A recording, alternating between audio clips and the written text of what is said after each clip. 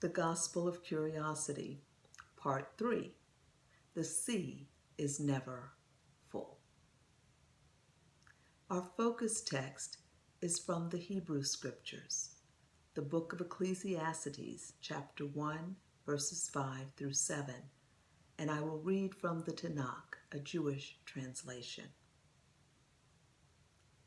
The sun rises and the sun sets, and glides back to where it rises.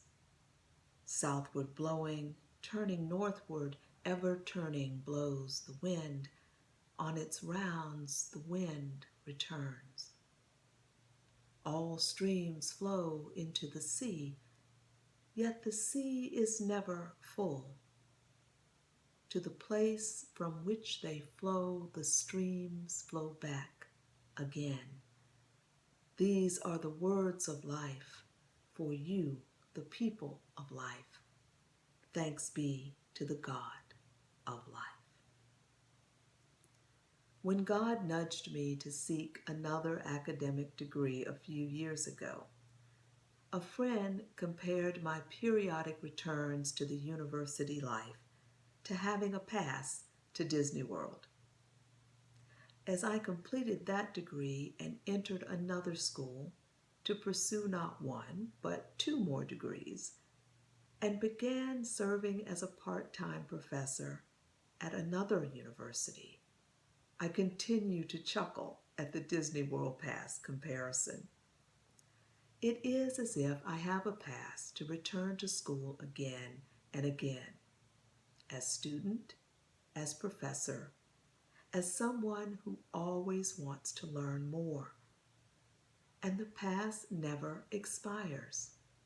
I can continually return to the amusement park to be in familiar yet new spaces. I can return to ride something new or to see a familiar show that I seem to know the words of by heart. I can return and be shocked by the closing down of a food stand or restaurant I frequented and be forced to try a new place. The new place may become a favorite place, or maybe one of those food stands or restaurants that I wait a while before trying again, if ever. I can get lost on the amusement park grounds and realize there's a whole section of the park I never knew was there. My amusement park pass means there will always be places for me to explore, places about which to wonder and learn, to change opinions about, to take in. School is the same for me. I wait with anticipation for the next semester's schedule to be released. There's a host of classes I want to take, subjects to explore, subjects I would never have thought of taking years ago that have become favorites. And now I add to the thoughts of what I want to learn, thoughts of what I want to teach, what I want to share with an incoming group of sibling learners. For whether I'm in the official role of teacher or student, I am always in reality both. For every person I encounter will have read, heard, written, and experienced things that I have not. And that's a good thing.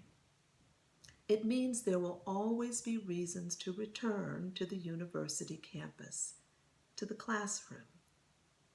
My university pass means there will always be places for me to explore, to wonder about, and about which to learn. And like a child of any age at Disney World, I cannot wait to take it in. Each of us as a child of God receives these awesome opportunities to take it all in as we interact with each other and the cultures around us. In our focus passage today, the writer of Ecclesiastes speaks of a sea that is never full. a sea to which streams and rivers constantly flow, yet a sea that is never full. As I sat with this passage, at first I thought the sea was God, a being to which we are drawn, a being who can take in all the emotions, the pain, the joys, the praise we have to offer, and yet never be full. But the more I sat with the passage, the more I felt that for this sermon, this word for this community, the sea represents each of us as a person who is constantly filled with streams, by rivers, by flowing waters, by endless encounters with individuals, other life, with God, by a variety of spoken and other interactions with cultures within us and around us. The sea represents each of us as individuals who are constantly filled and who are never full. Let me be clear that being never full in this instance is not about seeking more material possessions. It's not about being filled with houses, cars, clothes, jewelry, or restaurant takeout. It's not about whatever input we receive from more vacations, more degrees or professional titles, more money, or more of whatever the latest thing is that can be ordered online and shipped to our door. It is not about never being empty, which is something we will take up on another day. The message of the Ecclesiastes passage for us today is about never being full, as being open to the waters of life in nourishing, wholesome, holistic, non-material ways.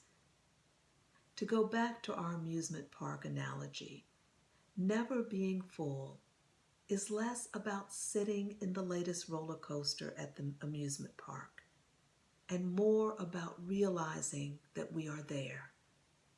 We are in this amusement park, sitting in this particular roller coaster, noticing the people around us, feeling the mutual excitement and fear and joy. It is about standing in line, hearing the stories of people who have stood in this line and ridden on this roller coaster several times today. The stories of those who have ridden roller coasters all over the world, and the stories of those for whom this will be their first encounter. The message in this Ecclesiastes passage for us today is about the anticipation of the wind blowing around us, cooling our faces and awakening our senses, maybe even bringing a chill, causing us to hug ourselves or pull a jacket closer to us.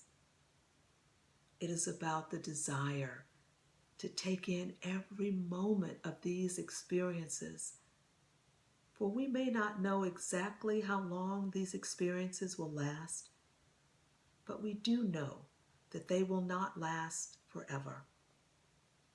It is about an awareness, a realization that each of these experiences, every element of nature and every living being we're encountering is shaping us, is bringing back memories, forming dreams, and is impacting the way we think about roller coasters, about whether they belong in this amusement park, on any amusement park, and if so, about the ways they quote unquote should or should not be ridden.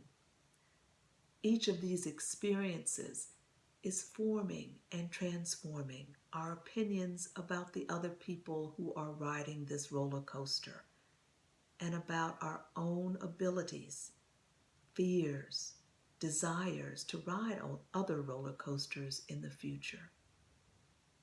I believe the message for us in this scripture passage is about being open to receive the streams that come our way, open to streams flowing to us from the life around us, from nature, from momentary chills and communal joys. It is about being open to streams flowing to us and whirling around within us from God. This God who is always flowing towards us, rushing to meet us where we are, replenishing what others have taken, replenishing what our souls, our bodies, our minds, and our hearts need. This God who is always whirling around within us, arousing our desire for life, our desire to taste new foods, try on different clothes, to feel the wind cool or chill us, to feel the sun warm us, seemingly to the depths of our being. This God who is always flowing back again, not only to us, but from us, to other people, other life, creation. Because all that we take in, all of it is mixed up and eventually flows back from us. And while all that flows back from us is not life-giving or nourishing, for example, the derogatory words we use and choose to use, or the fears that keep us from speaking, the demeaning glances or refusal to glance or make eye contact at all, the actions we take that are harmful to others and to ourselves. While all that flows back from us is not life-giving or nourishing, I believe that God carries forth from us what is life-giving and nourishing. The small and not so small ways in which we affirm, support, and encourage the life around us. The small and not so small ways we care for and respect every element of God's creation. The small and not so small ways in which we challenge each other, ask the questions and engage in the conversations that nudge us to move beyond our fears and to continually transform in positive ways. When we embrace God's gift of curiosity, we not only become more aware of the waters that flow to and from us, we give ourselves permission to take in what those waters bring. The gift of curiosity helps us overcome the fears of what the waters bring, for there is a deep awareness that regardless of what flows to us, God will assist us in taking in what is nourishing and in processing and recycling what is not. The gift of curiosity is the gift of being able to constantly want to know more. The gift of being able to stamp our amusement park pass again and again. The gift of curiosity is the gift of expanding the ways in which we experience the world around us. It is a gift that allows us to imagine more of what is good, what is transforming, what is life-giving and nourishing in our daily experiences and in the people with whom we have those experiences. We free ourselves to welcome, to take in the waters that flow towards us, because we realize that when we truly live, we are never full. We never have all the answers. We never know all there is to know about ourselves, about other life, or about the world around us. We begin to experience the joy of asking the questions, of exploring potential answers with those around us, and of coming up with more and more questions. We begin to live each day with an awareness of the myriad of people, places, and experiences that are shaping who we are, all the streams that are flowing towards us. We begin to live each day with an awareness of all the ways in which we are shaping others. We begin to find joy in the never-ceasing interplay of waters, flowing to us, mixing within us, and flowing from us. We begin to find joy in an awareness that all things flow into the sea, yet the sea is never full. Amani.